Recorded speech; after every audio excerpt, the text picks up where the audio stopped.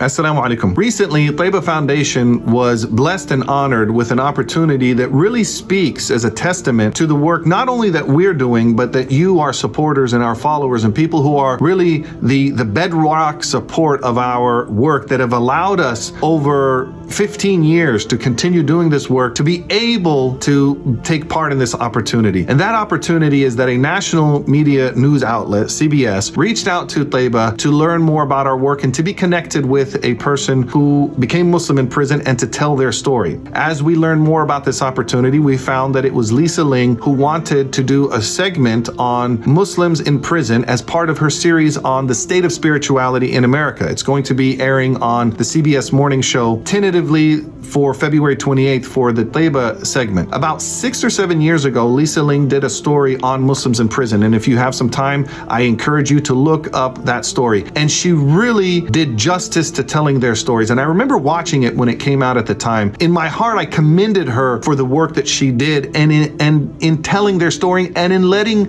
them tell their story. She went into a prison and she let them tell their story. Well, now 7 years later, she's revisiting that as part of her series on the state of spirituality. She told us that she wants to revisit and learn more about the journey of a Muslim in prison and what they do, and also about us and our organization and what we do to serve the people who are becoming Muslim in prison and who are Muslim in prison. And so a few months ago, Lisa and her crew came to Tayba Foundation. They interviewed me. They interviewed one of our longtime students who is now a teacher, Amin Anderson, and those interviews are going to be highlighted in the segment. And I've had many thoughts and reflections over this opportunity. And really the main thing is that we've been able to do this work and to continue being able to do this work through your support. So even though we might be in front of the camera and it's our logo, remember it's you who have been supporting us through your du'as, through your prayers, through letting people know about our program,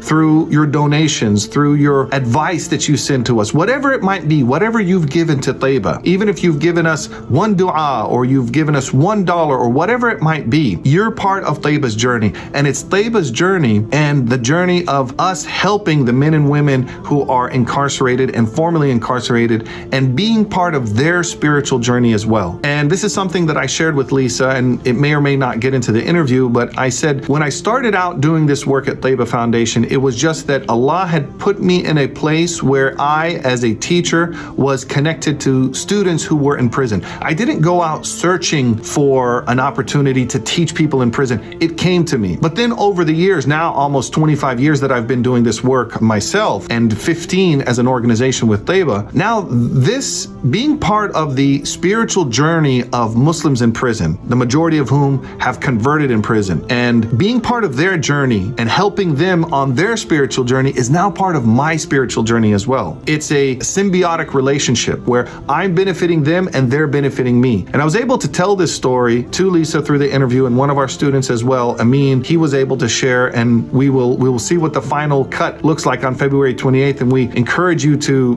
join and watch that live if you can. We're going to have a Zoom watch party through Tayba Foundation. You can sign up for our email lists and more news about that. Check our social media, Instagram, Facebook, Twitter, and so forth. And if you can't, you can watch it on YouTube and share the story. This is an opportunity where telling our story and being able to share our story has been given to us as a blessing by Allah subhanahu wa ta'ala, because He is in control of everything. And we can be a sabab, you can be a sabab, you can be a cause in having that story reach more people by sharing the link, by letting other people know about it, to watch it and to see what this story is. What does it mean to be Muslim in a prison in America? The show is going to air right before Ramadan, and then during Ramadan it's a time of not only fasting and other forms of worship, but it's also a way to connect with other people. And one of the people who it's most difficult for the Muslim community in the outside world and the free world to connect with are the Muslims in prison. But this story in this segment is an opportunity to get some insight into that story. And then as you learn and as you benefit from whatever is shared,